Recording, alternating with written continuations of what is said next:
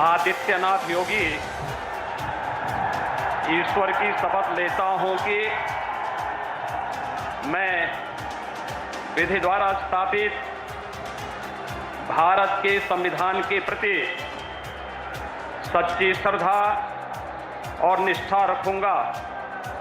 मैं भारत की प्रभुता और अखंडता अक्षुण्ण रखूंगा।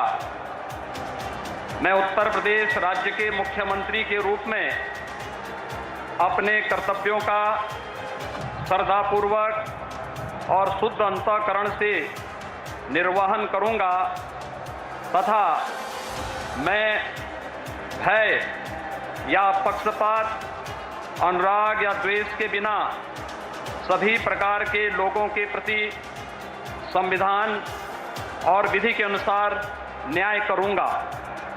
मैं आदित्यनाथ योगी ईश्वर की शपथ लेता हूं कि जो विषय उत्तर प्रदेश राज्य के मुख्यमंत्री के रूप में मेरे विचार के लिए लाया जाएगा अथवा मुझे ज्ञात होगा, उसे किसी व्यक्ति या व्यक्तियों को सबके सिवाय, जबकि ऐसे मुख्यमंत्री के रूप में अपने कर्तव्यों के सम्यक निर्वहन के लिए ऐसा करना अपेक्षित हो, मैं प्रत्यक्ष अथवा अप्रत्यक्ष रूप से संसूचित या प्रकट नहीं करूंगा।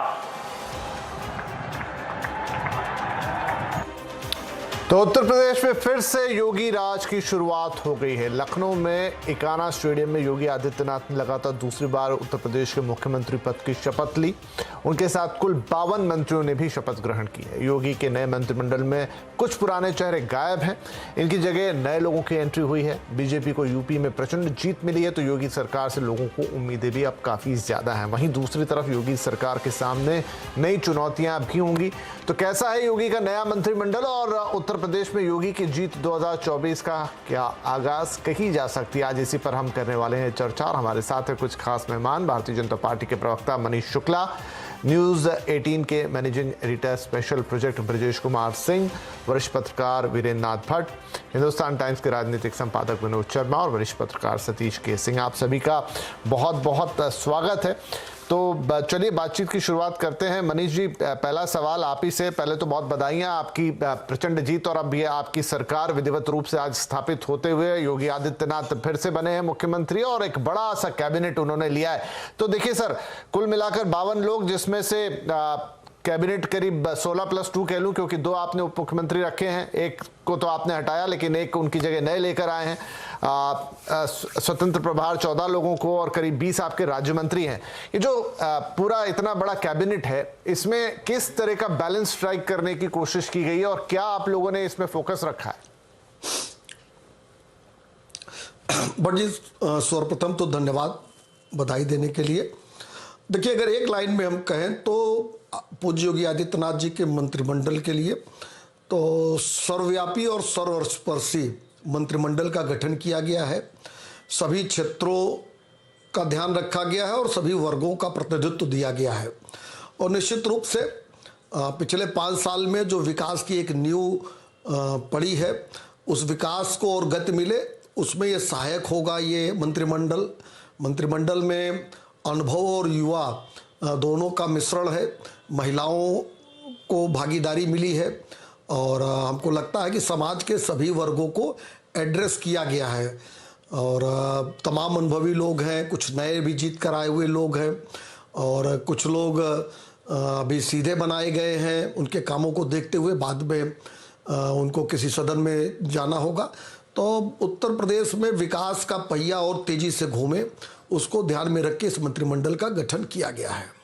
मनीष जी, एक छोटा सा और इसका एक सप्लीमेंट्री क्वेश्चन, जैसे दिनेश शर्मा, श्रीकांत शर्मा, सिद्धार्थ नाथ सिंह, मुकुट बिहारी वर्मा, सतीश महाना, ये वो लोग हैं जो अब इस मंत्रिमंडल का हिस्सा नहीं है। क्या इनका परफॉर्मेंस अच्छा नहीं था या क्या कारण रहे कि अब ये इस मंत्रिमंडल में नजर नहीं आ रहे, जबकि सब आपके अहम लोग हैं? नहीं, देखिए, पार्टी तय करती है कि किसको कब कहाँ काम लेना है, सरकार में लेना है, संगठन में लेना और कहाँ पे लेना है। तो हमको लगता है कि इसी रूप से देखा जाना चाहिए। इसमें जो जितने भी नाम आपने लिए हैं सबके अपने विभागों में परफॉर्मेंस अच्छी थी। तो हो सकता है कि सरकार ने और संगठन ने तय किया हो कि इनका कहीं और उपयोग हो।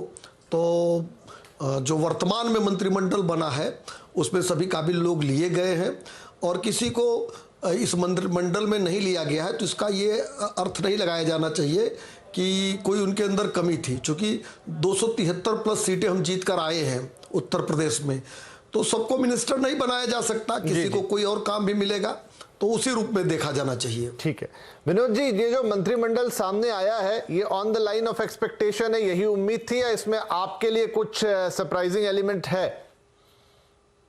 नहीं, आपने जैसा हवाला दिया कि जो लोग ड्रॉप हुए हैं उनके बारे में ज्यादा चर्चा नहीं हुई है अभी तक, और ये प्रमुख लोग थे श्रीकांत शर्मा और सिद्धार्थनाथ सिंह। ये लगभग चेहरे थे योगी सरकार के। जब भी योगी सरकार किसी कठिनाई में होती थी तो यही मीडिया में आके उसको डिफेंड करते थे। तो जरूर कुछ ना कुछ इनके काम में कमी रही होगी और ये ऑफिशियली तो यही बोला जाएगा कि इनका कहीं और इस्तेमाल किया जाएगा। लेकिन मैं समझता हूं कि बेबी रानी मौर्य, जिनका नाम अभी आपकी स्क्रीन पे आया है, कि अगर केशव प्रसाद जो हार गए उनको उप मुख्यमंत्री बनाया गया है तो उससे ये साबित होता है कि ये सरकार जो है ये अपना डेमोग्राफिक बैलेंस बना के चलना चाहती है, एक सोशल बैलेंस बना के चलना चाहती है। कि उन पे आरोप लगते थे योगी आदित्यनाथ पे कि उनके तत्वावधान में उनकी जो जिस समाज से वो आते हैं उस समाज का बोलबाला होता है, तो जिसके चलते व्यथा थी कुछ लोगों के मन में। तो उसका निवारण करने के लिए मुझे लगता है कि उन्होंने ब्रजेश पाठक को मुख्यमंत्री उप मुख्यमंत्री बनाया है और केशव प्रसाद मौर्य को तो उनको लेना ही था, क्योंकि अगर केशव प्रसाद मौर्य को नहीं लेते तो उनके कद का कोई दूसरा व्यक्ति उनके पास नहीं था। उसकी जगह फिर बेबी रानी आ सकती थी और बेबी रानी गवर्नर भी रही हैं और उनका आगरा में वो मेयर भी थी शायद। तो मेरा ये ख्याल है कि कुल मिला के उनके हिसाब से ये सोशल बैलेंस ठीक है। अब सबसे बड़ा चैलेंज विकास की बात होती है। देखिए, यथार्थ और सच्चाई ये है कि ये जो इलेक्शन योगी जी जीते हैं इसके 2-3 मुख्य कारण हैं।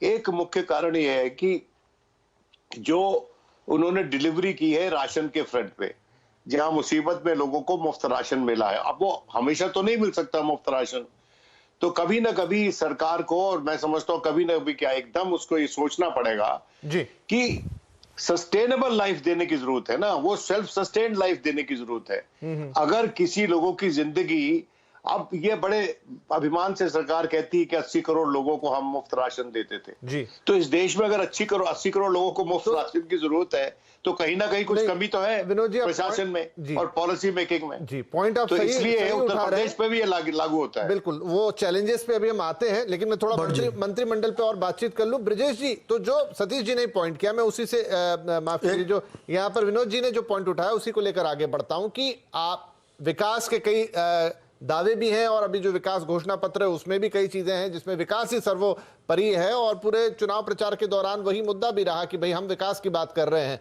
तो यहां पर अब जो मंत्रिमंडल है और जो काम करने हैं, तो आपको ये मंत्रिमंडल विकास उन्मुखी लग रहा है या विकास के काम अपनी जगह है लेकिन आपको मतलब हमेशा वो जातिगत समीकरण और जो तमाम बैलेंसिंग आपको करनी पड़ती है एक चेहरा बनाने के लिए सरकार का, वो आपको आगे दिख रही है? देखिए, जहां तक सामाजिक समीकरणों को साधने का सवाल है वो तो भारतीय राजनीति की सच्चाई है और मुझे नहीं लगता कि यह जो कोई पहली बार हो रहा है। 1947 में देश आज़ाद हुआ, 1952 में पहले चुनाव हुए, उसके बाद से सामाजिक समीकरणों को ही तो साधा जा रहा है। वो एक सच्चाई है भारतीय राजनीति की। और सामाजिक समीकरण साधने की जब हम बात करते हैं तो जाहिर है समाज के जो तमाम महत्वपूर्ण हिस्से हैं उनको प्रतिनिधित्व देना डेमोक्रेसी में तो होना ही चाहिए। अदरवाइज राजनीति में तो जो है भारतीय राजनीति में लंबे समय तक ये आरोप लगता रहा कि भाई पूरी की पूरी राजनीति ही ब्राह्मणवादी है।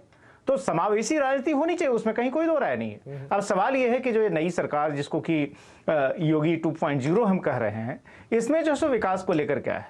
अब सवाल है जिस तरीके से मंत्रिमंडल का शपथ ग्रहण हुआ और जो है कई सारे नए चेहरे आए हैं, अब आप नजर डालिए। अरविंद शर्मा इस बार इनको एंट्री मिली है, ब्यूरोक्रेसी में लंबे समय तक रहे, प्रधानमंत्री नरेंद्र मोदी के साथ लंबे समय तक काम करते रहे, जब वो गुजरात के मुख्यमंत्री थे तब भी। अब जो चैलेंजेस है उत्तर प्रदेश जैसे राज्य में, और मुझे लगता है कि उत्तर प्रदेश में अगर ये मॉडल सफल रहा तो अब बिहार से लेकर बंगाल तक सबके लिए एक जो है उदाहरण होगा कि किस तरीके से जो हिंदी पट्टी में खासतौर पर जो बड़े राज्य हैं वहां पर आप अगर औद्योगिकीकरण आप बड़े पैमाने पर करने में सफल रहे, औद्योगिकीकरण अगर आप करेंगे तो उसके साथ रोजगार के अवसर सृजित होंगे। और ऐसे में जो मुफ्तखोरी की जो परंपरा जो चली आ रही है भारतीय राजनीति की, वो भी कड़वी सच्चाई है। और आप ध्यान रखिए कि इसमें हमें सेलेक्टिव एमनेशिया का शिकार नहीं होना चाहिए। आप कुछ वर्षों पहले बड़ी दृढ़ इच्छा शक्ति के साथ जो है सरकारों ने, चाहे केंद्र सरकार हो चाहे राज्य की सरकार है, सबने तय किया कि भाई पुरानी पेंशन की व्यवस्था हम नहीं लागू जारी रख पाएंगे, नहीं चला पाएंगे, क्योंकि आपके पास देने के लिए है नहीं। आप जो सरकारी कर्मचारियों को मुफ्तखोर और बनाएंगे, उनको एश्योर्ड जो है गारंटी देकर, परफॉर्मेंस एक अलग मसला है। लेकिन आप देखिए जो छत्तीसगढ़ और राजस्थान की सरकार ने पता है कि चुनाव में जाना है अगले साल, तो उसके पहले उन्होंने कहा दिया कि हम पुरानी पेंशन व्यवस्था को फिर से लागू करेंगे। तो यह जो है सरकारें जो है और पॉलिटिकल पार्टियां इस तरह की बातें करती रही है। लेकिन सस्टेनेबल मॉडल क्या हो सकता है? सस्टेनेबल मॉडल यही है कि आप रोजगार के अवसर सृजित करें। रोजगार के अवसर अगर आपको सृजित करने हैं तो एक तरफ औद्योगिकीकरण के लिए जाना होगा, दूसरी तरफ जो है सो आपको कृषि के अंदर जो है नए प्रयोग करने होंगे, तीसरी तरफ कानून और व्यवस्था को सुदृढ़ बनाए रखना होगा, जो कि योगी की जो पिछली सरकार है उसका सबसे मजबूत एक तरह से कह सकते हैं कि आधार हो रही है, जिसका कि उनको परिणाम इस बार भी मिला।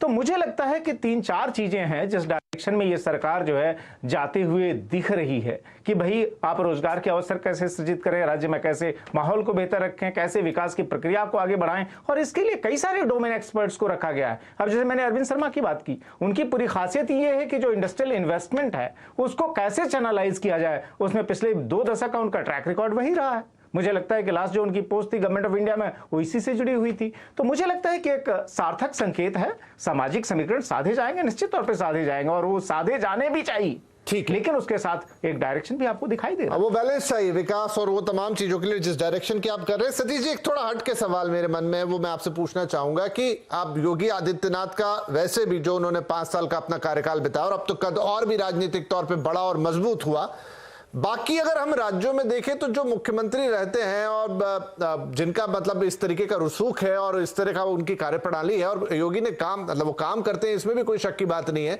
उनको 2 डिप्टी सीएम की क्यों जरूरत है? कहीं और हम ऐसे 2 डिप्टी सीएम नहीं देखते। मतलब अगर आप मध्य प्रदेश की बात करें, आप राजस्थान की बात करें, आप छत्तीसगढ़ की किसी की भी सरकार हो, कांग्रेस बीजेपी जो भी, यहां ये 2 डिप्टी सीएम का क्या मतलब रहता है? देखिए 2-3 बातें हैं। पहली बात तो यह है कि राज्य बड़ा है और स्टेक भी भारतीय जनता पार्टी का बड़ा है, तो इसलिए पहली बात का तो उत्तर ये हो सकता है जी।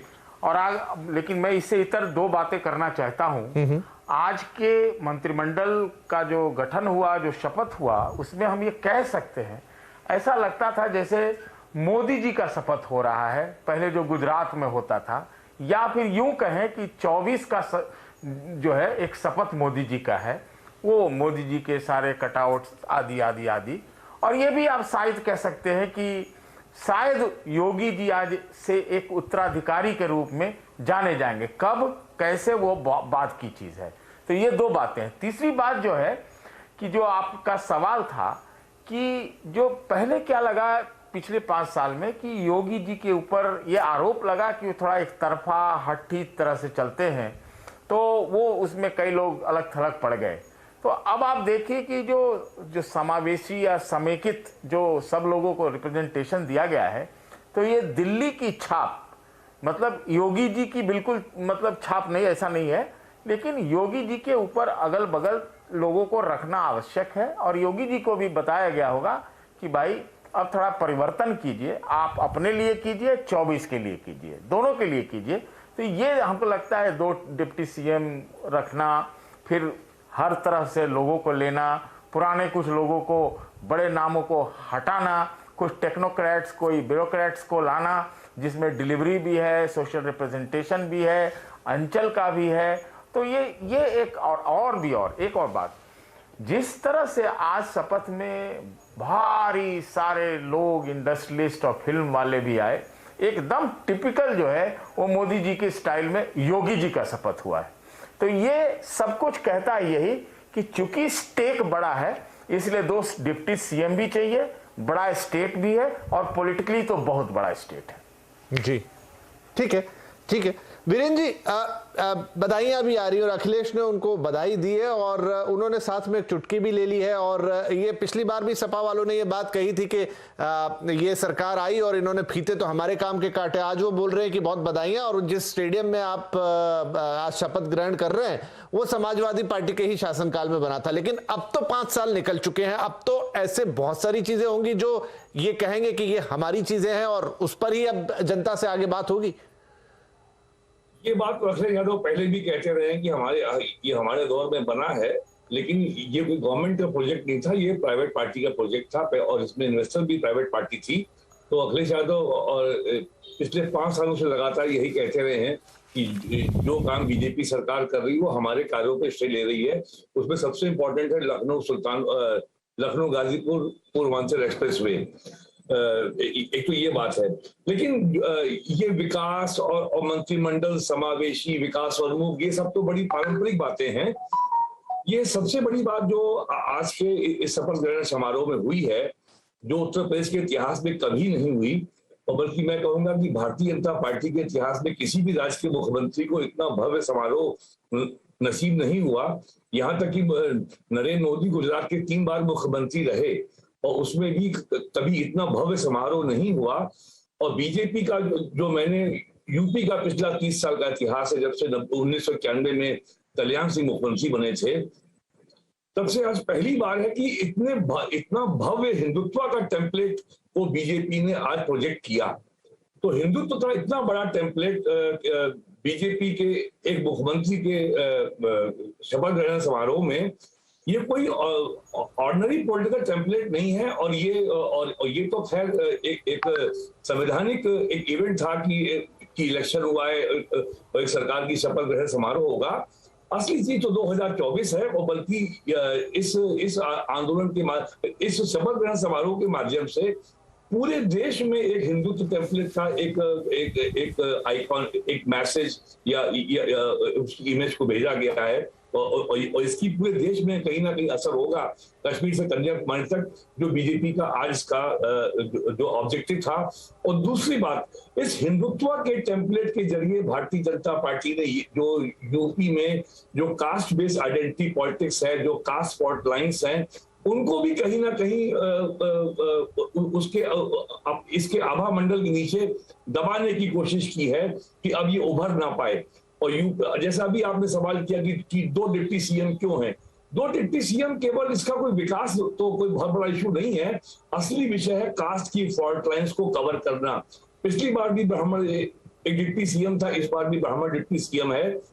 और इस बार यूपी में बीजेपी को गाजीपुर में, जौनपुर में, आजमगढ़ में, बलिया में, अंबेडकर नगर में, इलाहाबाद में, कौशाम्बी में, इन तमाम जिलों में अति पिछड़ी जातियों का वोट नहीं मिला। स्वयं केशव मौर्य सिराथू असेंबली सीट से कुर्मी समाज का वोट न मिलने के कारण चुनाव हार गए। समाजवादी पार्टी में अब की बार कुर्मी एमएलए की संख्या 30 के आसपास पहुंच गई है। जो कुर्मी समाज बीजेपी का बहुत ही ट्रस्टेड वोट बैंक रहा है पिछले 3 दशक से, वो अब की बीजेपी से कटा है। जो यूपी अपने कॉन्ट्रडिक्शंस हैं। तो कुल मिलाकर के ये जो यूपी में जो स्थायी कैरेक्टर है पिछले 3 दशक का, it's a battle between 2 identity politics, caste based and Hindutva. तो ये जो स्पर्धा यहाँ पे जाति की और हिंदुत्व की चल रही है, उसी को कैसे बैलेंस किया जाए, उसी को कैसे थामा जाए और कैसे एक बैलेंस चेहरा प्रस्तुत किया जाए, ये आज पूरी एक्सरसाइज है। प्लस 2024 के लिए हिंदुत्व का टेम्पलेट को भारत की राजनीति में उत्तर प्रदेश के रास्ते कैसे स्थापित किया जाए, ये काम आज के इस समारोह में हुआ है। के लिए तो बातें हो ही रही थी कि एक सेमीफाइनल है ये चुनाव 2024 के, जिसमें उत्तर प्रदेश जो है वो सबसे बड़ा मैदान है और यहाँ की फतेह 2024 का भी रास्ता साफ करेगी। मनीष जी, क्योंकि इस समारोह की बहुत ज्यादा चर्चा हो रही है, हमारे लगभग सभी मेहमानों ने समारोह का जिक्र किया, तो जितने बड़े पैमाने पर आज ये समारोह हुआ, पूरे स्टेडियम में भव्य तरीके से सारे आपके मुख्यमंत्री आए और प्रधानमंत्री खुद यहाँ पर पधारे, 2024 कहीं आप लोगों के दिमाग में है उस हिसाब से ही, जो लगभग ऐसे साफ भी है, उसमें कोई ऐसी छुपाने वाली बात नहीं है। देखिए 2017 में भी जब योगी आदित्यनाथ जी ने पहली बार मुख्यमंत्री पद की शपथ ली थी, वो समारोह भी अच्छा हुआ था, बड़ा हुआ था। उसमें भी पीएम थे और तमाम केंद्र के मंत्री थे, राज्यों के मुख्यमंत्री भी थे। उत्तर प्रदेश हिंदुस्तान का दिल है और यहाँ 37 साल बाद इतिहास रचा गया है। एक ऐतिहासिक क्षण है कि 37 साल बाद कोई सरकार 5 साल का अपना कार्यकाल पूरा करके फिर से वापस आ रही है, वो भी एक अच्छे मैंडेट से आ रही है। 273 प्लस सीटें एनडीए ने यहाँ जीती है और जो तमाम 5 साल की जो हमारी उपलब्धियां हैं वो आगे बढ़े, इसके लिए एक मंत्रिमंडल का गठन आज हुआ है और उस पर जो गरीब कल्याण की योजनाएं हैं, जो इंफ्रास्ट्रक्चर के क्षेत्र में काम शुरू हुआ है, 7 एक्सप्रेसवे बनाने का काम 5 साल की सरकार में हुआ है। उसमें पूर्वांचल एक्सप्रेसवे का लोकार्पण हो गया है, Ganga expressway, Bundelkhand expressway, Gorakhpur link expressway, तमाम मेडिकल कॉलेजेस, नौकरियां, जो बेरोजगारी थी उत्तर प्रदेश में, उसको दूर करने का काम किया गया है। तो निश्चित रूप से ये एक अच्छी परंपरा होगी कि हम इस मंत्रिमंडल के साथ अच्छा काम करेंगे और उसका जवाब जनता देगी। देखिए, एक बात मैं कह के अपनी बात को समाप्त करूंगा। अभी आपने चर्चा किया कि अखिलेश यादव जी ने शुभकामना दी और तंज भी कसा। देखिए, 2014 में जब पहला चुनाव हुआ लोकसभा का, हम लोग लड़ रहे थे, तो अखिलेश यादव के कार्यकाल का 2.5 साल लगभग पूरा हुआ था। जब 17 में चुनाव हुआ तो उनका 5 साल पूरा हुआ। जब 19 में हुआ तब हमारी सरकार का 2.5 साल पूरा हुआ और 22 में हम 5 साल बाद है। लेकिन ये जो बातें अखिलेश यादव आज ट्वीट में कह रहे हैं, ये लगातार इसी तरह से कहते ही आ रहे हैं। लेकिन झूठ का पुल बहुत दिन तक चलता नहीं, ढह जाता है। जनता ने 4 बार जवाब दिया और अखिलेश यादव अगर उसी परिपाटी पे आगे बढ़ना चाह रहे हैं जैसा उनका आज का ट्वीट है, तो निश्चित रूप से जनता का जवाब भी फिर वही होगा, सेम जवाब होगा। क्योंकि सेम पैटर्न पे आप बात कर रहे हो। आपने जो आगरा लखनऊ एक्सप्रेस वे बनाया था उस पर 35% काम करीब छूटा हुआ था, जो हमारी सरकार के बनने के बाद पूरा हुआ। जिस पे आप बात करते हो वो शहीद पद भारतीय जनता पार्टी पंडित अटल बिहारी वाजपेयी की देन थी, जिसके अगल बगल कुछ बिल्डिंगें बनी। जो इस पीएचक्यू की बात होती है, 1 टावर तैयार था, आज 5-5 टावर तैयार है। तो ये तो हमारी सरकार की अच्छी बात है कि कोई पहले जो विद्वेष की भावना थी कि उस सरकार ने वो काम शुरू किया है, जनता का पैसा लगा, उसको बंद कर दो। केवल 20% भी काम अगर किया है तो उसको 80% पूरा करके हम उसको आगे बढ़ा रहे हैं। मेट्रो केवल एयरपोर्ट से और चारबाग के बीच में इन्होंने केवल ट्रायल किया था, 1 टिकट नहीं बेच पाए थे। आज मेट्रो आधे लखनऊ में चलती है। तो जनता तो वो चीज देखती ही देखती है और हमारा विश्वास अपने काम पर है, अपने विकास पर है। तंज चाहे जो कसे, जनता जवाब दे रही, जनता विकास के आधार पर ही जवाब देगी। एक बात और कहें, अभी किसी ने कहा कि 80 करोड़ लोग, उत्तर प्रदेश में 15 करोड़ लोग को राशन देकर सरकार बहुत गर्व से बताती है। मैं बताऊं, जब यूपी की सरकार थी, राइट टू फूड लेकर आई तो 67-68% लोगों को उससे कवर किया, जो लगभग 80 करोड़ होते हैं। हमने तो कोरोना काल में, कोरोना काल आपदा का काल होता है, जब आपदा हो, कोई ऐसी परिस्थिति हो तो उस समय सरकार की जिम्मेदारी होती है। पहले आपदा आती थी, लोग आपदा से ज्यादा भूखों मरते थे। तो अगर जनता की चिंता हमारी केंद्र की सरकार, राज्य की सरकार ने की है, तो हमको लगता है ये बात बताने वाली है कि कोरोना में भी मिनिमाइज हमने मिनिमाइज किया जो नुकसान हो सकता था, और जो ये राशन वितरण का काम किया उसके नाते से कोई भूखमरी के कारण नहीं मरा, कोई इस तरह का नुकसान नहीं हुआ। ठीक है सर, ठीक है। तो मैं विनोद जी से ये बात कर रहे थे और उन्हीं के पास जाता हूं दोबारा। विनोद जी, अब ठीक है, बहुत सारी बातें रहेंगी जो जिन पे सवाल उठेंगे, बहुत सारी बातें रहेंगी जिनके लिए प्रशंसा भी होगी, लेकिन एक 5 साल का टर्म तो हमने योगी आदित्यनाथ का देखा। और अगर हम मोटी तौर पर बात करें तो वो एक ऐसे मुख्यमंत्री के तौर पर दिखे जो काम करते हैं, जो मेहनत करते हैं। अब वो उसका आकलन कैसे किया जाए एक अलग बात है। इस सवाल जो इनके 5 साल रहने वाले हैं, इसमें इनके लिए क्या चुनौतियां होंगी? इन्होंने ये भी दिखाया कि भाई हम इंफ्रास्ट्रक्चर के काम कर सकते हैं, आप राशन वाली बात कहें, वो कहें, कोरोना मैनेजमेंट अगर हम बोले तो उन्होंने ऐसा करके दिखाया जहां पर उनकी प्रशंसा भी हुई। उस पर सवाल जरूर उठे होंगे, वो अलग बात है, लेकिन ये तो हमेशा का काम है कि कहीं प्रशंसा कहीं सवाल। लेकिन मोटे तौर पे उनको एक पॉजिटिव गो अहेड मिला।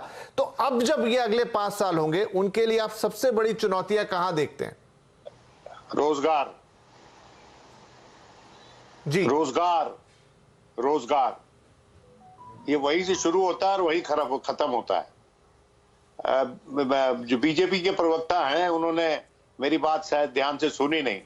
मैंने ये कहा कि ये सरकार कहती है कि 80 करोड़ लोगों को हमने फ्री राशन दिया, और उसमें 12 करोड़ के करीब लोग उत्तर प्रदेश में हैं। फ्री राशन मार्च तक बढ़ाया गया, किस लिए बढ़ाया गया? ताकि उसका इलेक्शन पे असर हो। ये सच है। और अब प्रश्न उठता है कि क्या ये सरकार उसी फ्री राशन की प्रथा को चालू रखेगी? क्योंकि जो नए नए तरीके सरकार आज के दिन ढूंढ रही है मध्यम वर्ग पे टैक्सेशन के, उसके चलते आप उंगली बाद में, अभी बीच में मत उठाइए, मेरा ध्यान आपकी उंगली की तरफ चला जाता है और इसलिए उंगली के बिना ही आपको बुला लेगा एंकर। आप लोगों को बड़ा रुतबा रहता है चैनल्स पे, तो आपको घबराने की जरूरत नहीं है बीजेपी के प्रवक्ता को। नहीं, आपका हमारा लोकतांत्रिक अधिकार है अपनी बात कहने के लिए। मैंने रोका भी नहीं, प्लीज कंटिन्यू। नहीं, देखिए आप उंगली उठा रहे थे तो प्लीज, हमने तो रोका भी नहीं, कुछ बीच में मैंने बोला। अभी आपने इतना लंबा बोला, उसके बाद फिर उंगली उठा रहे हैं आप। देखिए मेरी बात सुनिए आप, यहाँ पर कोई हम आपके दुश्मन नहीं है। क्रिटिसिज्म है उसको एक क्रिएटिवली लेना चाहिए, किसी भी सरकार को लेना चाहिए। हमारी सबसे बड़ी योगी सरकार के समक्ष एक ही प्रार्थना है कि योगी सरकार ने अपने कार्यकाल में जो क्रिटिसिज्म है उसको हेल्दी तरीके से नहीं लिया, और अनेक एग्जाम्पल है मैं आपको दे सकता हूं जिसके कारण मैं ये बात आपसे कह रहा हूं। दूसरी बात कि आप मुफ्त राशन दें, सरकार देखिए we are a welfare state, आप उसको एक वेलफेयर हिंदुत्व का स्वरूप देना चाहते हैं, आप दीजिए, क्योंकि यही बीजेपी का टेम्पलेट है कि उत्तर प्रदेश में एक वेलफेयर स्टेट को एक वेलफेयर हिंदुत्व बना के पेश किया गया। और इतना बड़ा समागम आज के दिन इसीलिए हुआ है कि योगी जी, और बड़ी इज्जत से मैं ये बात कह रहा हूं, क्योंकि योगी जी भगवा पहनते हैं। अगर योगी जी किसी दिन प्रधानमंत्री हो जाते हैं तो बिना कहे ही जो सपना है आप लोगों का वो पूरा हो जाएगा। आप समझ रहे हैं, ये सिंबलिज्म बड़ा इंपॉर्टेंट होता है पॉलिटिक्स में, और यही आप लोगों का उद्देश्य है, और आज के दिन आपने उसको लॉन्च किया है। मैं आपको मुबारक देता हूं, आप किसी भी तरह का ये देश बनाइए, समाज बनाइए, लेकिन एक बात ध्यान रखिए, आपके जो सामाजिक पॉलिसीज हैं, जो आपकी सोशल पॉलिसीज हैं, वो आपकी इकोनॉमिक पॉलिसी से कॉन्फ्लिक्ट में। आपकी सोशल पॉलिसीज इकोनॉमिक पॉलिसीज के हित में नहीं है, क्योंकि आपकी सोशल पॉलिसीज जितना भी ह्यूमन रिसोर्स हिंदुस्तान में है उसका सकारात्मक उपयोग नहीं करना चाहता। उसका एक कारण बताइए, एक मिसाल दे देता हूं आपको। चलिए, इतनी बड़ी स्टेट में, इतनी बड़ी स्टेट में सिर्फ एक व्यक्ति एक समाज से आपका मंत्री है, और वो भी एक को हटाने के बाद दूसरा, और टिकट तक नहीं देते आप कहते हैं हम विकास करेंगे, लेकिन विकास में हम यहाँ भागीदारी मनीष जी से जवाब ले लेते हैं, फिर मैं अपने दूसरे मेहमानों के पास जाता हूं। जी मनीष जी, कुछ आप जवाब देना चाहेंगे? देखिए, एक तो जब चैनल पे डिबेट होती है तो ये लोकतांत्रिक अधिकार होता है किसी भी पैनलिस्ट का कि वो बीच में हाथ उठा के लोकतांत्रिक तरीके से कि हम भी अपनी बात को कहना चाहते हैं, तो इसमें इतना नाराज नहीं होना चाहिए कि आपके हाथ और मैं डिस्टर्ब हो गया। देखिए, मैं कुल मिला के नहीं नाराज है, वो तो दिख जाता है, और हमको लगता है कि जिस सोशल जिस सामाजिक क्षेत्र जिस सामाजिक क्षेत्र की बात आपने की है, आप उसका नाम भी ले लेते तो मैं उसका जवाब सीधे सीधे दे देता। लेकिन उत्तर प्रदेश में जिस तरीके से कोरोना काल में मैनेजमेंट हुआ, जिस तरीके से हेल्थ सेक्टर में इंफ्रा उत्तर प्रदेश में पहले से खराब था, कम से कम उत्तर दिल्ली और महाराष्ट्र से तो कम इंफ्रास्ट्रक्चर था, उसके बावजूद कोरोना काल में जो नुकसान था उसको भी मिनिमाइज किया गया, और करीब 15 करोड़ लोगों को राशन दिया गया। आपको लगता है इसमें किसी को आपत्ति नहीं होनी चाहिए? किसी भी देश की सरकार का एक कर्तव्य होता है, प्रदेश की सरकार का एक कर्तव्य होता है कि जब ऐसा समय हो, ये जो कोरोना है वैश्विक महामारी थी, ये विश्वव्यापी संकट था, इसमें तमाम देशों में तमाम इस तरह की योजनाएं, तमाम इस तरह के कदम उठाए गए थे। तो अगर देश में और उत्तर प्रदेश में सरकार ने उठाया तो हमको लगता है इसकी तो प्रशंसा होनी चाहिए। नहीं तो कोई भी महामारी, विनोद जी तो बहुत सीनियर है, हम लोगों से बहुत बड़े हैं, तमाम महामारियां देश में आई होंगी, बाढ़ सूखा इन्होंने देखा होगा, उन आपदाओं से ज्यादा तो लोग भोजन के नाते से दम तोड़ देते थे, और इसके नाते से अगर इसको मिनिमाइज किया गया है तो हमको लगता है कि इस पे सवाल नहीं खड़े होना चाहिए। कानून का शासन स्थापित किया योगी जी और बातचीत करते उत्तर प्रदेश में गुंडों और मेरे आज के जो सवाल हैं जी हाँ वो क्योंकि छूट ना जाए, ठीक है, इस पे और आएंगे क्योंकि बीच बीच में बात आती रहेगी। ब्रजेश जी मुझे बताएं कि आज का जो ये समारोह था उसमें उद्योगपतियों को भी खास तौर पे न्योता दिया गया था और पधारे भी, आए भी, तो अब क्या बिल्कुल जिस तरीके से हमने गुजरात मॉडल में विकास देखा जहां पर मोदी जब मुख्यमंत्री रहे तो उन्होंने उद्योगपतियों के साथ काफी क्लोजली काम किया और काफी सारे के हमने देखे वहां बड़ी बड़ी फैक्ट्रीज, बड़े संयंत्र, रोजगार और ये तमाम चीजें, तो क्या उसी तरह के मॉडल को यूपी में अब योगी एक तरीके से आगे प्रोजेक्ट करना चाहते हैं? देखिए विपिन, अगर हम एक तरफ कहते हैं कि रोजगार सबसे बड़ी प्रायोरिटी होनी चाहिए और जो कि है भी, तो रोजगार सृजित करने का जो तरीका है, फार्म सेक्टर की लिमिटेशन है। रोजगार सृजित कहाँ होंगे? 3 ही सेक्टर हैं, जाहिर है, सर्विस है, फार्म है और इंडस्ट्रीज हैं। और अगर आप मान लीजिए अगर उत्तर प्रदेश में अगर उद्योग धंधों को लगाना है तो फिर उद्योगपतियों का तो स्वागत करना होगा ना। उनको आप क्यों कैसे अस्पृश्य की तरह अनटचेबल बनाकर रख सकते हैं? एक तरफ आपको सारी की सारी जो है सो रोजगार पाने के लिए कवायद करनी है और दूसरी तरफ अगर कोई उद्योगपति दिख जाए तो आप कह देंगे अरे भाई इनको आप क्यों जो है सो अपने पास बुला रहे हैं। तो बिल्कुल सही डायरेक्शन में है। और आपने गुजरात मॉडल की बात कही, जाहिर है गुजरात मॉडल जो था वो क्या था भाई, आपने इन्वेस्टमेंट वहां बढ़ाया, रोजगार के अवसर सृजित हुए, उसके साथ जो है इंफ्रास्ट्रक्चर डेवलप हुआ, विकास की परिभाषा बनी और तमाम सोशल इंडिकेटर्स पे चीजें ठीक हुई और फिर एक ये हुआ।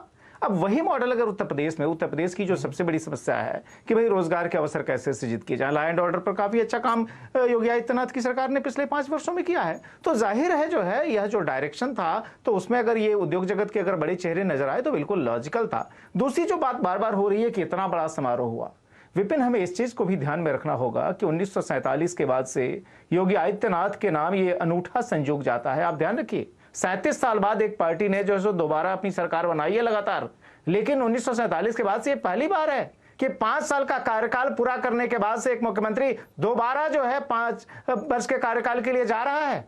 ऐसा उत्तर प्रदेश में कभी नहीं हुआ, गोविंद वल्लभ पंत से लेकर आज तक। तो इस चीज का भी हमें ध्यान रखना होगा। तो जाहिर है देश के सबसे बड़े प्रदेश में, और उत्तर प्रदेश कहने को राज्य है लेकिन यूरोप के कई सारे देशों से बड़ा है, इतनी बड़ी साइज है, इतनी मैसिव विक्ट्री है, तो उस तरह का सेलिब्रेशन तो अगर बीजेपी कर रही है तो बनता है। और जहां तक आपने कहा कि हिंदुत्व का डिस्प्ले है, बीजेपी को आप कल तक ये कहते थे कि ब्राह्मण बनियों की पार्टी है, उसके बाद से आप कहते थे मिडिल क्लास की पार्टी है, आप कहते थे कि ये पार्टी दलित विरोधी है, आप कहते थे ये पिछड़ों की विरोधी है। अगर मान लीजिए आज की तारीख में हिंदू समाज के सभी लोगों को एक साथ जोड़कर अपना टेम्पलेट लेकर आगे बढ़ रही है तो उसमें किसी को परेशानी क्या हो सकती है? और मुझे लगता है कि बीजेपी अपने एजेंडे में बहुत क्लियर है कि हाँ भाई हम इस तरह की पॉलिटिक्स करते हैं। वह जो है सो सजावटी पॉलिटिक्स नहीं करते, बड़ी क्लैरिटी है उनको कि हमें जो है सो कहां पर इन्वेस्ट करना है और कौन उनको वोट देता है। तो उसी डायरेक्शन में जो है उसी हिसाब से कैबिनेट का उनका कंपोजिशन भी दिखाई पड़ा। और जहां तक आपने कहा गुजरात मॉडल, निश्चित तौर पर गुजरात मॉडल एक टेम्पलेट है बीजेपी की तमाम राज्य सरकारों के लिए, क्योंकि नरेंद्र मोदी ने उसी मॉडल को डेवलप करके आप 13.25 साल गुजरात का मुख्यमंत्री रहने के बाद से जो सो देश के प्रधानमंत्री हैं 2014 से। तो अगर वो सक्सेसफुल मॉडल है, अगर उसको गुजरात और देश ने एक्सेप्ट किया है, तो योगी आदित्यनाथ भी अगर उसी मॉडल पर जा रहे हैं तो मुझे नहीं लगता कि इसमें किसी को कोई आश्चर्य होना चाहिए। जी बिल्कुल। चलिए, तो अब योगी का मंत्रिमंडल बन चुका है और काम शुरू हो चुका है जिसे हम कहें, और 5 साल है तो अगले 5 साल के लिए उनको क्लियर मैंडेट मिला है। यहाँ पर हम एक छोटा ब्रेक लेते हैं, लेकिन ब्रेक के बाद जो बात थोड़ी बहुत चर्चा शुरू में हुई, लेकिन अब उसको थोड़ा फोकस करके करेंगे कि आने वाले 2024 के लिए, और उत्तराधिकारी की बात हो रही है और तमाम तरह की चीजें, योगी कितना बड़ा, और ये उत्तर प्रदेश की धरती और उस पर योगी कितना बड़ा रोल प्ले करने वाले हैं, कितने बड़े रोल मॉडल बनने वाले हैं, और इस सबसे बीजेपी को अपनी 2024 की यात्रा में कितना सहयोग, कितना फायदा मिलेगा। एक छोटा ब्रेक ले रहे हैं, चर्चा को आगे बढ़ाएंगे इस ब्रेक के बाद। Welcome back. आवाज अड्डा में आज बात हो रही है योगी राज 2024 का आगाज, और अब अड्डा का जो अगला सत्र है उसमें हमारा फोकस इसी पर होगा कि क्या ये 2024 के लिए एक तरीके से आगाज है। अब 2024 पर होगी निगाहें, उत्तर प्रदेश से भी और योगी से भी इसमें उम्मीदें होंगी। सतीश जी, तो जो बात हमने शुरू में भी आई थी, अब 2024 कोई ज्यादा दूर नहीं है और वो देश के लिए बड़ा चुनाव होगा। उत्तर प्रदेश और खासतौर पर योगी का, उसमें आपको क्या रोल नजर आता है? भाई उत्तर प्रदेश में अगर भारतीय जनता पार्टी बहुत सुपर सक्सेस करती है, और चूंकि अभी तक मोटे तौर पर ये हिंदी भाषी क्षेत्रों की पार्टी है, मोटे तौर पर नॉर्थ ईस्ट में बढ़ी है, लेकिन तो उत्तर प्रदेश को कमाल करके दिखाना पड़ेगा। हम तो कहते हैं कि उत्तर प्रदेश बीजेपी के लिए श्वास की नली है, तो उस लिहाज से चुनाव क्या 2024 का चुनाव आ गया, आप समझिए जी। ये मत सोचिए कि अब चुनाव बहुत दूर है, वो आ चुका है। और इसकी जो झलकी है, इसकी छटा है, और जिस तरह से शपथ हुआ और जिस तरह से शोकेसिंग हुई है और जिस तरह से मंत्रिमंडल का भी गठन हुआ है, वो सब कुछ यही दर्शाता है कि इसमें टेक्नोक्रेट लाए गए, डिलीवरी बॉय लाए गए। क्योंकि आपने देखा कि कई ऐसे मंत्रियों को हटाया गया जिसको आमतौर पर विकास के मंत्रालय बोले जाते हैं, वैसे मंत्री हटे हैं। क्यों हटे हैं? कुछ सीख भारतीय जनता पार्टी की सरकार ने ली होगी कि ये सब बहुत जरूरी है 24 के लिए। तो मैं नाम नहीं ले रहा हूं, तो ये बात तो सीख ली होगी। मैं एक बात कहना चाहता हूं जी कि देखिए, चाहे जो कोई कुछ कहे, ये सबको मालूम है भारतीय जनता पार्टी ने जिस तरह से फोर्स लगाया, पूरी जान झोंक दी। उत्तर प्रदेश का चुनाव बेहद कठिन चुनाव था, बेहद कठिन चुनाव था। इसका मतलब मैं ये नहीं कह रहा हूं कि अखिलेश यादव बहुत मजबूत थे, वो भी मतलब डिफॉल्ट से उनको वोट जग गए, लेकिन चुनाव तो बहुत करीबी हुआ। आप देखिए हारने वालों की का जो मार्जिन रहा वो कितना है। तो ये बीजेपी, वो भी उत्तर प्रदेश में इतना कठिन चुनाव लड़ी है और पूरी ताकत झोंकनी पड़ी। तो ये शायद ये मंत्रिमंडल गठन में भी दिख रहा है। और जो 24 के लिए आप बता रहे हैं कि चैलेंज है, वो 24 तक उनको उसको डिलीवर करके देना है, ताकि फिर बम्पर जीत 14 और 19 जैसा वहां पे हो। एक बात और देखिए, एक रोजगार की बात आई थी, ये बात सही है कि जो इस तरह से अगर आते हैं उद्योगपति बुलाए जाते हैं, वाइब्रेंट गुजरात का मॉडल होता है और इन्वेस्टमेंट होता है, तो बहुत अच्छी बात है। बड़े स्तर पर पहले भी 2017 में भी बुलाया जाता। तो कहीं ना कहीं इस बात का एहसास है कि हाँ, रोजगार और धंधा एक बहुत महत्वपूर्ण आवश्यकता है, और वो अब देना पड़ेगा कि राशन सही है, सारे सरकारों ने दिया है, अभी कोई नई बात तो है नहीं भाई। ऐसे भी तो राशन 1 ही 2 रुपए मिलता था 3 रुपए में, तो वो बात नहीं है। लेकिन खाली मुफ्त देने से काम नहीं चलेगा, ये शायद हमको लगता है भारतीय जनता पार्टी बेहतर समझ रही है। और जो मोदी जी का मॉडल है वो यही है, दोनों साथ चलाओ, तीनों साथ चलाओ, एक हिंदुत्व विकास का मॉडल और ये जो लाभार्थी का मॉडल है, साथ, तीनों साथ। तो ये मैं समझता हूं यही चुनौती भी है, यही अवसर है। और जैसा कि श्वास नली है तो उसको फतह करना है, तो इस ढंग से ग्रैंड करके चीजों को आगे बढ़ाया जाए, गठन से लेकर के दिखावे तक। जी, तो भट्ट साहब, अब बहुत सारी जगह इस तरह के आकलन छपते हैं और इवन विदेशी मीडिया तक की कि योगी जो है वो उत्तराधिकारी हैं मोदी के, और तो इस चुनाव के बाद और अब जो ये दूसरा कार्यकाल है और जो तमाम हम चुनौतियों की बात कर रहे हैं 2024 के परिप्रेक्ष्य में सारी बात कर रहा हूं, क्या पार्टी भी उनका प्रोजेक्शन ऐसे ही करते नजर आएगी? देखिए, सतीश जी ने भी बात की है कि 2024 तक डिलीवर करना होगा। तो पहले मैं एक तथ्य आपके सामने रख दूं, फरवरी 2018 में यूपी इन्वेस्टर समिट हुआ था। उसमें प्रधानमंत्री आए थे और देश के प्रमुख उद्योगपति भी आए थे, all top guns of industry यहाँ लखनऊ में मौजूद थे। उस समय ये पीएम ने कहा था कि यूपी की इकोनॉमी को $1 ट्रिलियन इकोनॉमी बनाना है। आज यूपी का जो जीडीपी है वो $230 बिलियन है। 4 साल बीत गए तो ये और $230 बिलियन की इकोनॉमी को मोर देन 4 टाइम्स जंप कैसे मिलेगा? अभी 4 साल में यूपी गवर्नमेंट कोई रोड मैप सामने नहीं ला पाई है। तो ये 2024 तक ये डिलीवर कैसे होगा, ये मेरी जानकारी में नहीं है। हाँ, मेरी जानकारी में केवल इतना है कि यूपी गवर्नमेंट ने एक टेंडर फ्लोट किया है, रिक्वेस्ट फॉर इंटरेस्ट, वो जो RFP, रिक्वेस्ट फॉर प्रपोजल, कि जो आए बताएं हमें क्या करना है। तो यूपी में राजनीति और economy they go hand in hand, इनको अलग नहीं देख सकते आप। तो इसमें यहाँ पे इतना काम होना है यूपी में, और इतना ज्यादा यहाँ रिफॉर्म्स का काम होना है। तो ये सब काम जब होगा तो अपने आप ही प्रोजेक्शन होगा। केवल राजनीतिक बयानबाजी या अखबारों में विज्ञापन देके प्रोजेक्शन नहीं होता। धरातल पे जो काम करना है, बहुत काम करना है, वो यूपी में अभी नहीं हुआ है। केंद्र सरकार में जो इकोनॉमी रिफॉर्म की प्रोसेस 1991 में शुरू हुई थी, उसकी बहुत ही प्राइमरी हवा अभी यहाँ पहुंची है। पावर सेक्टर हो, एग्रीकल्चर सेक्टर हो, लैंड रिफॉर्म हो या एडमिनिस्ट्रेटिव रिफॉर्म्स हो, बहुत सारे काम होने हैं। यूपी के पॉलिटिकल लीडरशिप में मैं सारे दलों की बात कर रहा हूं, उनके एजेंडे में ये बात है ही नहीं। तो और जब तक ये रिफॉर्म यूपी की पॉलिटिकल लीडरशिप की डिफॉल्ट सेटिंग नहीं बनेगा, तब तक केवल ये मुफ्त अनाज से ही काम चलेगा, इससे आगे कुछ नहीं होगा। तो मैं जाता हूं ब्रजेश जी के पास। ब्रजेश जी देखिए, अगर मैं इन्हीं के सवाल को लेकर आगे बढ़ूं कि एक तो है कि आप इंफ्रास्ट्रक्चर के काम करते हैं बड़े बड़े जो दिखते हैं, फॉर एग्जांपल आपने अभी पूर्वांचल एक्सप्रेसवे बनाया, बुंदेलखंड और गंगा एक्सप्रेसवे के आपने शिलान्यास किए, पिछली सरकारों में भी ऐसे काम हुए। और एक होते हैं रिफॉर्म्स आमतौर पे सरकार के लिए करना आसान नहीं होता, उसके फायदे बहुत होते हैं लेकिन वो आसान नहीं होता, और वो उतनी अच्छी तरह से आप समझा भी नहीं पाते कई बार कि क्या हम जो आप करने जा रहे हैं वो आपके फायदे की चीज है। क्या योगी साहब के लिए बड़ा चैलेंज रहेगा? निश्चित तौर पर यह बड़ा चैलेंज होगा विपिन, क्योंकि आप ध्यान रखिए कि देश में तमाम जो राज्य सरकारें हैं वह जो है कंपटीशन में लगी हुई हैं। जो एक कॉम्पिटिटिव फेडरलिज्म की जो बात भी चलती है वो इसी दिशा में है कि मान लीजिए आज की तारीख में मध्य प्रदेश है, आज की तारीख में मान लीजिए राजस्थान है, गुजरात है, महाराष्ट्र है, ये जो तमाम राज्य हैं, यहाँ तक कि तमिलनाडु, सब कम्पीट करते हैं एक दूसरे से कि हम अपने यहाँ जो है कैसे इन्वेस्टमेंट को अट्रैक्ट करें। और आप चूंकि खुद बिजनेस से बहुत करीब से बिजनेस के जर्नलिज्म में इतने इन्वॉल्व हैं, तो आपको पता है कि अगर किसी भी इंडस्ट्री को, किसी भी कॉर्पोरेट को, अगर किसी राज्य को ऑप्ट करना है तो क्या 4-5 चीजें देखता है। एक तो सबसे प्रमुख चीज है कि बेसिक इंफ्रास्ट्रक्चर वहां है कि नहीं, दूसरी लॉ एंड ऑर्डर की सिचुएशन कैसी है, तीसरी जो है जो कंपोनेंट्स है लैंड एक्विजिशन से लेकर गवर्नमेंट अप्रूवल से लेकर तमाम चीजें।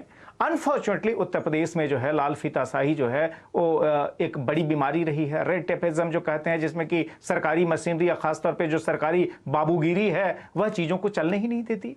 आपके पास पॉपुलेशन का प्रेशर है, लैंड एक्विजिशन जो बड़े प्रोजेक्ट्स के लिए आसानी से कर लेना बहुत संभव नहीं है, लैंड पार्सल्स आपके पास बहुत बड़े बड़े नहीं है।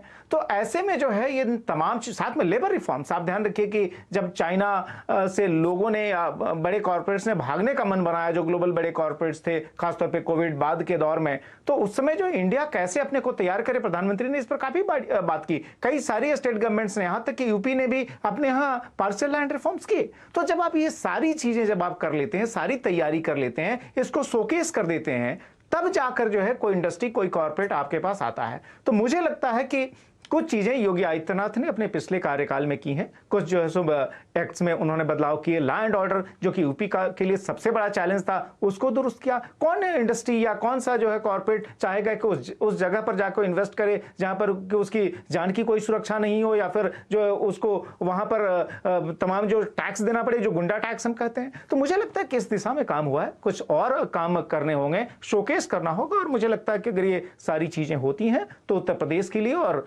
जाहिर उत्तर प्रदेश के लिए बहुत जरूरी है, देश का सबसे बड़ा राज्य, इंडस्ट्रियलाइजेशन की रेस में पीछे नहीं छूट सकता। नोएडा जैसे जो है सिटीज पूरे उत्तर प्रदेश में आपको क्रिएट करने होंगे, तब जाकर उत्तर प्रदेश जो कि देश का सबसे पॉपुलस स्टेट भी है उसका भला होगा। और मुझे लगता है कि ये प्रायोरिटी है जिस पर कि योगी आदित्यनाथ इस 5 साल के कार्यकाल में तेजी से बढ़ने की कोशिश करेंगे, जिसके लिए थोड़ा सा आधार उन्होंने अपने पिछले कार्यकाल में बनाया है। एक सप्लीमेंट्री क्वेश्चन होगा, उसके लिए आता हूं आपके पास, लेकिन मैं एक बार मनीष शुक्ला जी से कर लूं। मनीष जी, क्योंकि अब डबल इंजन की सरकार की तो बात होती है और डबल इंजन ही है, उधर मोदी जी हैं और इधर योगी जी हैं, और वो उपयोगी वाला नारा भी दे गए, लेकिन क्या अब अगर 2024 का चुनाव देखेगी पार्टी तो इस डबल इंजन को थोड़ा ज्यादा फोर्स के साथ काम करना पड़ेगा? देखिए, मेरा मानना है कि जिस पार्टी की सरकार होती है उस पार्टी को अपना रिपोर्ट कार्ड जनता के सामने रखना चाहिए।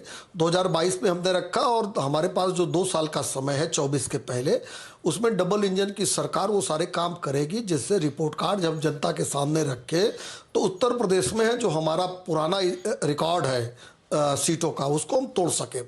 अभी औद्योगिकरण की बात हो रही थी। देखिए, निवेश वहीं होता है जहां सड़क, बिजली, पानी और कानून का शासन हो। उत्तर प्रदेश ने पिछले 5 सालों में इन सभी सेक्टर में अच्छा काम किया है। ईज ऑफ डूइंग बिजनेस में जो 17वें स्थान पर उत्तर प्रदेश था वो दूसरे स्थान पर पहुंचा योगी आदित्यनाथ जी की सरकार में। जो अर्थव्यवस्था की बात करें तो आज उत्तर प्रदेश देश की दूसरी अर्थव्यवस्था बना है। तमाम 1.5 साल 2 साल करीब कोरोना का काल रहा, उसके बावजूद इन सेक्टर में उत्तर प्रदेश ने काम किया है। सिंगल विंडो सिस्टम लागू किया गया है। तमाम कंपनियां, ब्रिजेश जी ने जो कहा, चाइना से जो कंपनियां निकली उसमें उत्तर प्रदेश उनके लिए एक मुफीद स्थान बना है, जिस उत्तर प्रदेश में पहले निवेशक आना नहीं चाहते थे। तो तमाम क्षेत्रों में, चूंकि आपका चैनल कारोबारी चैनल है इसलिए इसमें ज़्यादा है, इसके अतिरिक्त भी तमाम चीज़ें हैं जो उत्तर प्रदेश को आज देश से 43 ऐसी योजनाएं हैं केंद्र सरकार की जिसमें उत्तर प्रदेश नंबर 1 पर है। चाहे वो आवास योजना हो, शौचालय योजना हो, जनधन खाते हो, बिजली कनेक्शन हो, वो तमाम योजनाओं में हम आज 1 नंबर पर है। 43 योजनाओं में हम 1 नंबर पर है। तो हमको लगता है कि डबल इंजन की सरकार 2 साल में वो काम करेगी कि उत्तर प्रदेश में हम जो हमारा पुराना इतिहास है, सीटों का शिलान्यास वगैरह भी अभी हुए, चुनाव के ठीक पहले हो जाएंगे 2024 तक पूरे। बिल्कुल, मैं 2-3 बातें, अच्छा सवाल है, मैं कंप्लीट करता हूं। देखिए, पूर्वांचल एक्सप्रेसवे का लोकार्पण हो गया है। बुंदेलखंड एक्सप्रेस में केवल 10-15% काम बचा है, उसका लोकार्पण हो जाएगा। पूर्वांचल से जो गोरखपुर लिंक एक्सप्रेसवे बन रहा है उसका भी लोकार्पण हो जाएगा। गंगा एक्सप्रेसवे पे 93% जमीन ले ली गई थी, उसके बाद माननीय प्रधानमंत्री जी ने उसका शिलान्यास किया था, उस पर भी काम तेजी से चलेगा। तो एक 550 किलोमीटर का लगभग ये एक्सप्रेसवे बन जाएगा। इसके अतिरिक्त जो मेडिकल कॉलेज है उसकी एक श्रृंखला बनी है जिसमें कुछ हर जिले में हम जो पहुंचना चाहते थे वो हमको लगता है कि 24 के पहले हम अचीव कर लेंगे। इसके अतिरिक्त तमाम काम जो शुरू हुए हैं, यद्यपि मैं कहूंगा कि 2 साल 5 साल हम जरूर हमारा कार्यकाल रहा, लेकिन 1.5 से 2 साल कोरोना में तमाम आर्थिक गतिविधियां जिसमें विलंबित रही, रुकी रही, इसके बावजूद उत्तर प्रदेश ने बेहतर किया है। प्रवासी की एक 35-38 लाख प्रवासी उत्तर प्रदेश लौट कर आए थे, उनको रोजगार, उनको जीविकोपार्जन चले, इसकी भी चिंता उसी बीच में सरकार ने की थी। तो हमको लगता है कि एक राइट वे में सरकार 5 साल चली है, नींव तैयार है, इमारत जरूर खड़ी हो जाएगी। जी, तो ब्रजेश जी, जिस सप्लीमेंट्री क्वेश्चन की मैं बात कर रहा था वो यही मेरा कि क्या उनको दुगनी रफ्तार से काम करना पड़ेगा अगर 2024 को निगाह में रखना है? हेलो, निश्चित तौर पर मुझे लगता है कि इसके लिए जो आवश्यक जो अर्हताएं कहते हैं वो योगी आदित्यनाथ में है। सबसे बड़ी बात यह है कि उनके पास कोई लायबिलिटी नहीं है। आप ध्यान रखें, वर्कोहलिक हैं, चारों तरफ दौड़ते हैं, जाते हैं, 18-18, 19-19 घंटे काम करते हैं। तो मुझे लगता है कि एक तो आपका इंटेंट होना चाहिए, उनके पास इंटेंट है। दूसरा है मैंडेट उनके पास है, क्लैरिटी है, करना क्या है। चौथी बात होती है सपोर्ट। सेंटर में नरेंद्र मोदी की सरकार बैठी हुई है, मोदी की कंप्लीट बैकिंग योगी को है। तो ऐसे में कोई कारण नहीं है कि जहां तक पॉलिसी लेवल से लेकर तमाम चीजें जो है उसमें सेंटर का सपोर्ट ना मिले। एलोकेशन की बात जहां तक है तो मुझे लगता है कि, और खुद प्रधानमंत्री नरेंद्र मोदी वो उत्तर प्रदेश के प्रतिनिधि है, वाराणसी से सांसद है, वाराणसी में उन्होंने खुद जो है इतनी सारी परियोजनाएं वहां लागू की हैं जो कि वो रिफ्लेक्ट हो रही हैं। और उत्तर प्रदेश को जो है, जैसा कि प्रधानमंत्री मोदी ने कई बार साफ किया है कि अगर देश को बहुत तेजी से आगे बढ़ना है तो उत्तर प्रदेश उसमें पीछे नहीं रह सकता। उत्तर प्रदेश को दोगुनी रफ्तार से जाना होगा। और जाहिर है ये जो डबल स्पीड की आप बात कर रहे हैं, कोई कारण नहीं है कि 2022 से लेकर 2024 चुनाव के पहले रफ्तार वहां पर एडमिनिस्ट्रेटिव डिलीवरी की नहीं बढ़े। क्योंकि आप ध्यान रखिए कि जब 2017 में योगी आदित्यनाथ मुख्यमंत्री बने थे तो उसके पहले तक वह सिर्फ सांसद की भूमिका रही थी, कभी वो मंत्री नहीं बने थे, कभी उनके पास कोई एडमिनिस्ट्रेटिव भूमिका नहीं रही थी। और देश के सबसे बड़े राज्य के मुख्यमंत्री के तौर पर उनको जिम्मेदारी मिली। पिछले 5 सालों में उन्होंने जो कुछ सीखा है,